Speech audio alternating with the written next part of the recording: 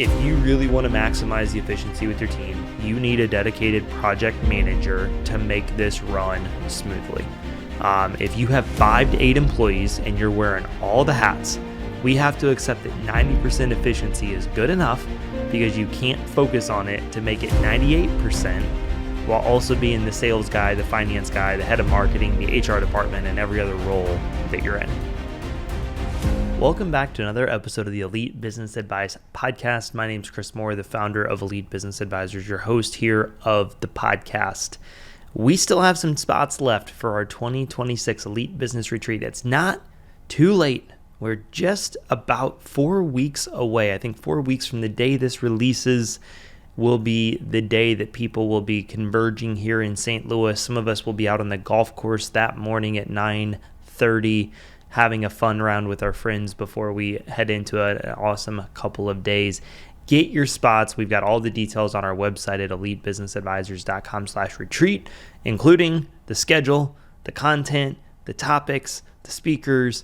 Everything you need to know is right there in one spot. We try to make it easy for you guys. Come join us. You will have FOMO if you don't. All right, for today's episode, one of the most common problems that we hear in the painting industry revolves around scheduling.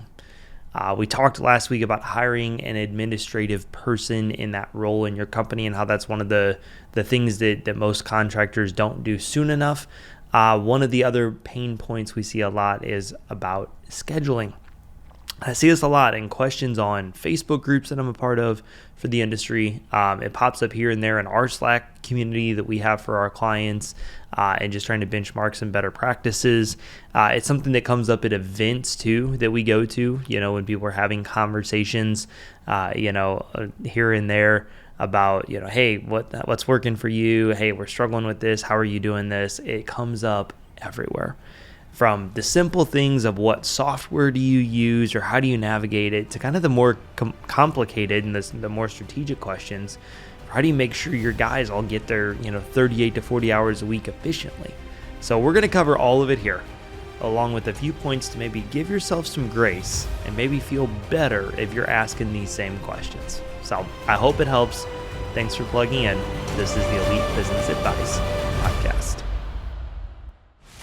All right, I want to start off with 2 comforting facts before we dive into this too far, okay?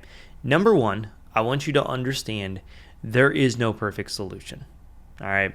There is no perfect solution to the scheduling problem because scheduling is always going to be dependent upon things outside of our control and some inside our control. Unfortunately, most of them tend to be outside of our control. So when things are outside of our control, there's usually never a perfect solution. My good friends Matt and Maggie Kuiper down with Harpeth Painting in Nashville always said, we are a scheduling company who happens to apply paint. And I love that because as their company has grown over the years, scheduling has become even a more complex thing to work through. And they pretty much just accepted that they are now a scheduling and logistics company who happens to also apply paint. The second thing that maybe will help you feel better, okay? Unless you have the exact perfect ratio of painters to project managers, your team will never run at 100% max efficiency no matter what, okay? So I want you to find some peace in those 2 things. Now, I'm not saying that because there's no perfect solution, we shouldn't still try to be better and talk about some of the stuff we're going to cover today. I'm also not saying that, you should just give up on having your team run as close to 100% efficiency as possible, okay? I'm also not saying to accept 60% efficiency either, right? And so this would be a really short, crappy episode if I just was like, well, there's these 2 facts, find some peace in this, and go back to what you're doing, right? Not what I'm saying at all, but I do want you to understand that sometimes we overthink, sometimes we overcriticize, sometimes we are scratching the surface for things that really is never going to be 100%, right? And perfection of a system and also inefficiency. And so we want to strive to get as close to that as we can. We want to strive to alleviate some of the bottlenecks and be better as time goes on and as new things are rolled out. But at the end of the day, we're going to control what we can and let go of what we can't. I'll talk more about that here in a little bit. So just is kind of a surface level entry point into this. A lot of people ask us, what are you seeing people use for scheduling and for this? And by that, they usually mean softwares, tools, tips, organization. How are people doing it? Okay. Some people we see do utilize, the CRM that they're using if that's an option, or a project management software out there. Something, whether you're using your CRM and drip jobs. I know PaintScout's rolled out some operations and production stuff. I haven't personally hopped into it too much since it just rolled out within the last month or two. I need to get into that a little bit more here when I get a little time.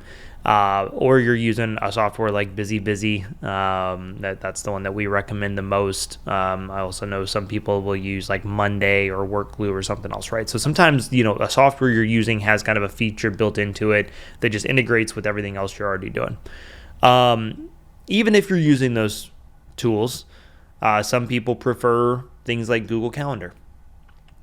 I can say with certainty that Harpeth Painting broke Google Calendar finally.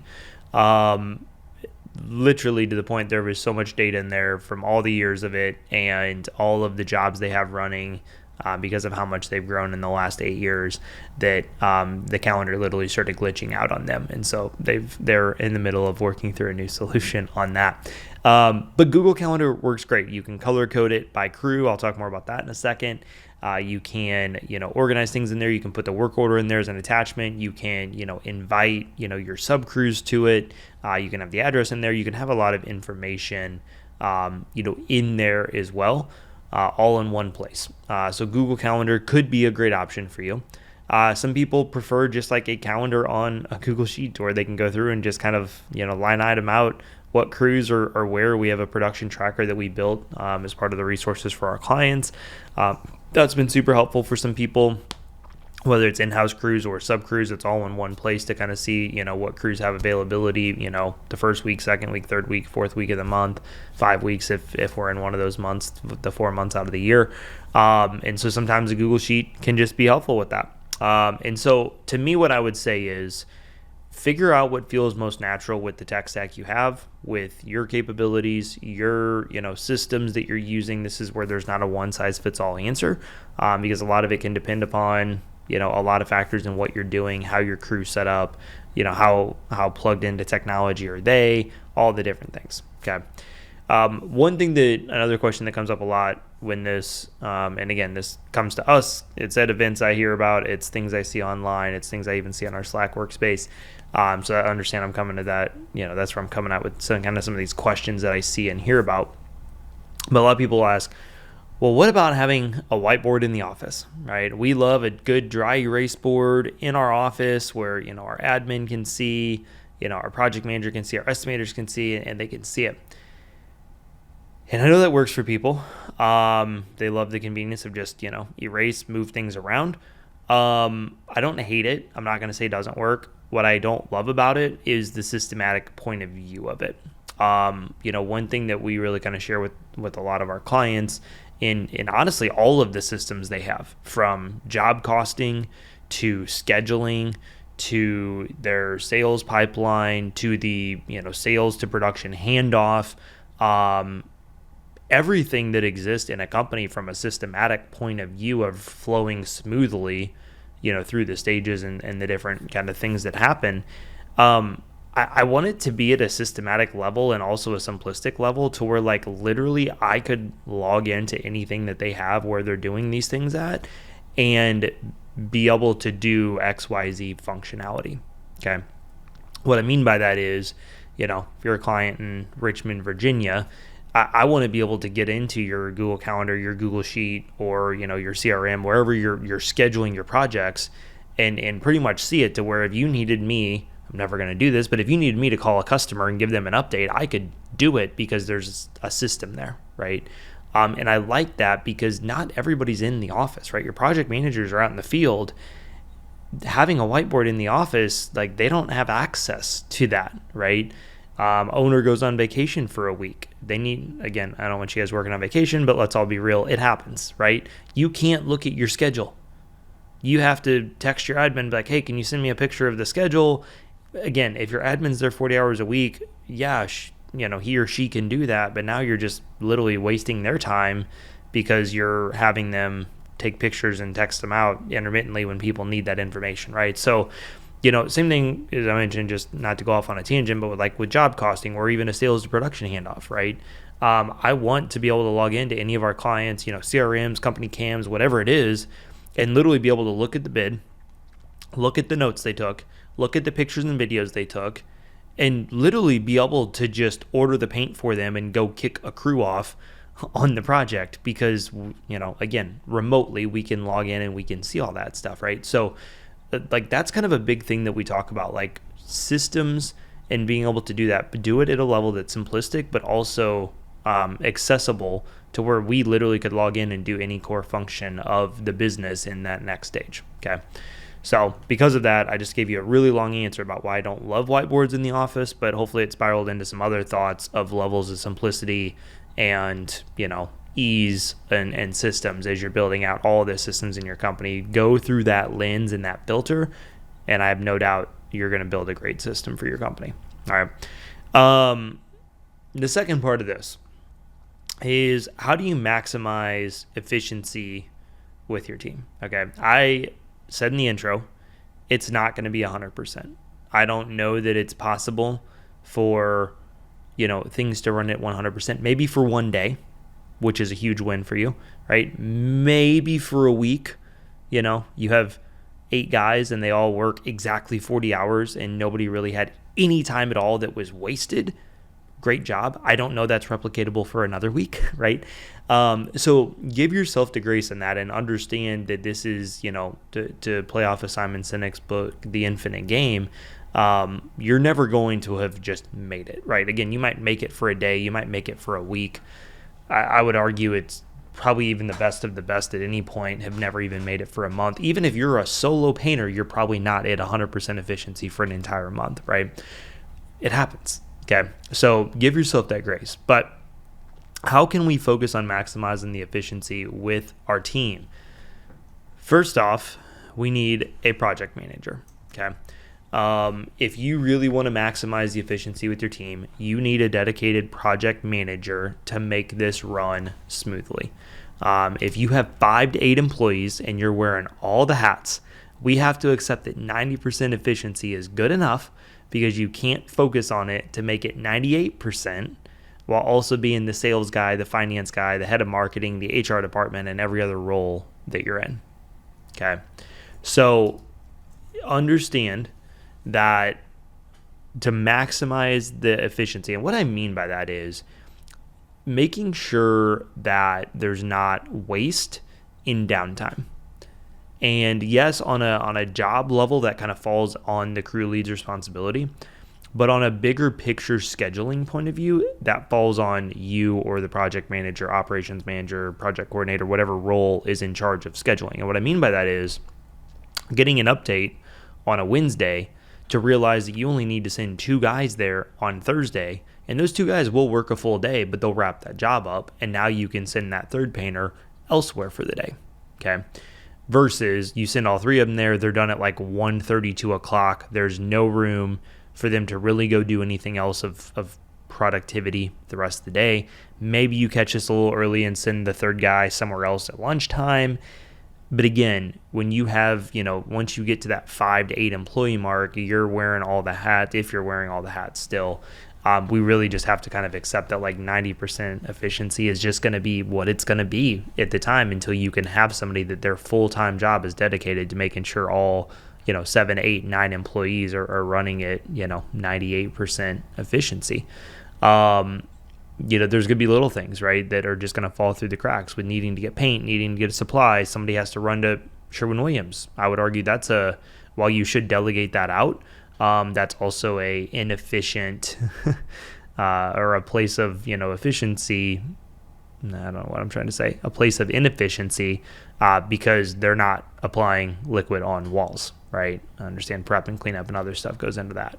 So again, if they can do it at a lunch break, great, you're still running pretty efficiently. If they got to stop at 2 o'clock, especially if the crew's waiting on them back at the job site to finish something up, right? It's all these little things that we just have to accept are not going to be perfect, okay? So what I want you to understand in all this, especially what I just said there, I want you to focus on this. This, to me, is the key of scheduling in every way, every shape and form. We have to focus on controlling what we can control and let go of what we can't, okay? Giving the homeowner a vague time frame from the very beginning when the job is sold is the best thing you can do to start this process, okay? People just need an expectation and they just need communication along the way. And typically, unless they got a hard deadline for something they've communicated to you about, it's not a big deal, right? We always booked pretty much 6 to 8 weeks out year round when I had my painting company. Interior, exterior, cabinets, whatever. We were 6 to 8 weeks out pretty consistently. So, it's mid-June right now, and I would be telling homeowners like, hey, we're scheduling out right now for early to mid-August. I would always give like an early to mid to end, somewhere in that kind of rough time range, because I knew every time something got scheduled, I slotted it into our schedule, but it also left us some flexibility for weather delays, projects going a little bit long, change order, if we needed to squeeze something in because somebody had a really tight timeline and I knew I had the flexibility and bandwidth to move some stuff around, whatever it was, right? I give very big time frame. Once we got inside a month-ish, 3.5 weeks, I'd start giving them like a week. Hey, we're targeting the week of August 14th, right? And, but every time I would say this, I would say, this is assuming the weather holds up on us and everything goes kind of roughly according to plan. We leave a little buffer in there, but just assuming everything goes roughly according to plan the next 4 weeks, right? So it's about the expectation you set. It's about communicating with them. I always checked in, I would say about every 2 weeks, from the moment the job was sold, 10 days to 2 weeks, from the moment the job was sold until once we got inside that 4-week window. And then I would check in at least weekly. And then as we got closer, that would be, 2 to 3 times a week, even if it's just a quick text, email, something, right? And then we would kind of narrow in that date. And truthfully, I never told somebody with like 100% certainty that we were going to be there until it was like tomorrow and I was texting them at 3 o'clock, right? Like even up until that, I would say, hey, if it's Tuesday and, we're starting a job, I think we're going to wrap up this project on Wednesday and I think we're going to the new one on Thursday, I would reach out to them and say, hey, listen, we're tracking to be done with this job tomorrow. If that's the case, we should be there Thursday. No problem. I'm going to do everything I can to at least make sure I get 1 or 2 painters over there Thursday. However, understand things change, especially if we're doing an exterior deck, something like that. I'll check in tomorrow to give you 100% confirmation that is the game plan. Please understand anything can happen, right? And again, most people understood. So another big thing that you can control is having set crews and scheduling the crews kind of independently on their own schedules. This can be really helpful. This allows you to schedule them on strengths and weaknesses. I've done whole episodes before about the power and the chemistry of having, your set crews and your teams working together every day to build that chemistry. This is also great if you have kind of different divisions within inside your company, right? We've got some clients that have a cabinet crew that they do all their cabinets. And so they just kind of, their cabinet schedule is independent of all the rest of the stuff. They'll say, hey, we're booking 7 weeks out for cabinets, 4 weeks for interiors, and 8 weeks for exteriors, right? Because they've got crews that kind of do different things.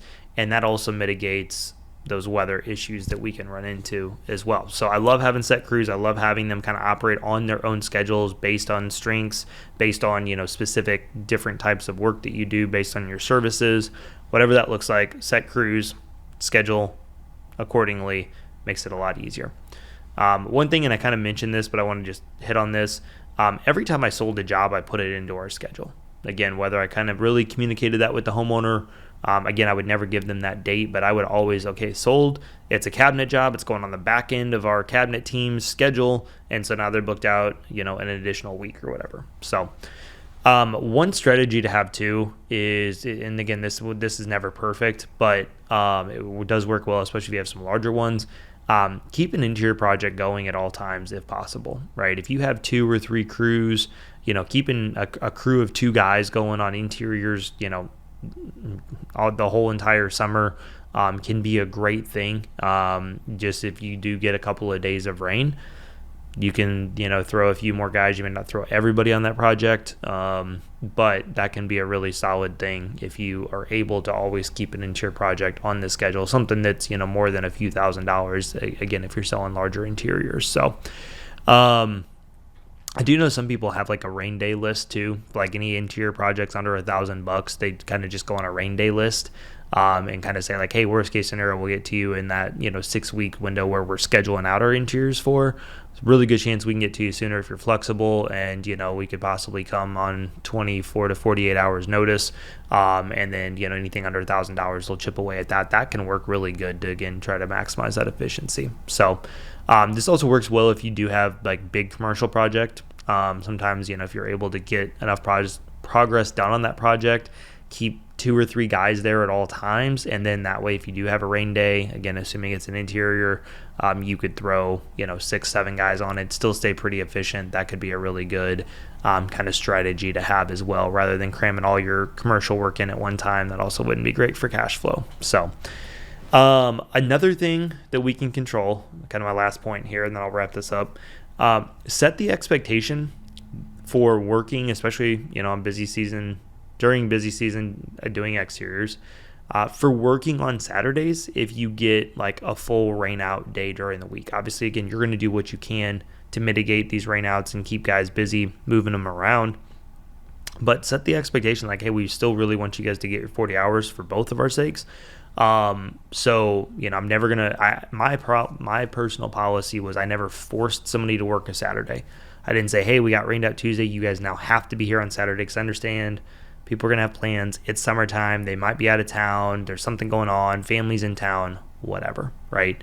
But I would kind of set that expectation. Hey, we really would like for you guys to plan on working Saturday if you're able to. Again, we're not going to fire you. Sometimes that can be a slippery slope, because sometimes people are like, oh yeah, I can't come in. And then all of a sudden, like, your crew's never coming in. That just needs to be a reset conversation to have with them. If all of a sudden nobody ever comes in to work Saturdays, that's a little suspicious. You could also go to working like 10-hour days. Hey, we're going to be rained out probably Tuesday. So Wednesday, Thursday, Friday, we're going to at least kind of work, 10-hour days to kind of make up for it. Understand this is pretty normal for a lot of construction and trades, right? Dealing with weather dependency and stuff. There were guys out digging a basement foundation and doing work there on Sunday this last weekend in the neighborhood we live in because of some rain that we got here in St. Louis last week. Like, my personal rule is nobody ever worked on Sundays. I think there might have been one case that we did that, and it was because we just got rain for like 3 weeks straight, and Sundays seemed to be the only nice days. So it was like, well, hey, you guys are getting a ton of other days off. So have that expectation in place. Again, maybe that's something that you can kind of start pushing a little bit now. Give people that option, and again, make sure they understand it's a win-win on, again, this is if you're not able to schedule them on an interior commercial project, something else. So, just to bring this home, all right, the reason why I wanted to bring up the control what you can control is because I see way too many people, they're stressing out about things they can't control. The painter calling off sick, the weather raining out a couple of days. Like, I know it's tough. Again, I've been there. I've been in your shoes. I get stressed even in this business sometimes, like just as things ebb and flow. Like, I get it's natural for us to feel the overwhelm and distress about it. But at the end of the day, this is why we have to strategize. This is why we do things in our business. We don't just react and we don't just, keep up with it. Like, this is why we try to do things in our business with strategies with our crews and how we handle this and all the different things. And so that we can control what we can and we can let go of what we can't. Thanks for plugging into this week's episode. I hope you're able to take a few nuggets away from it to implement into your business. Remember, knowledge without implementation is useless.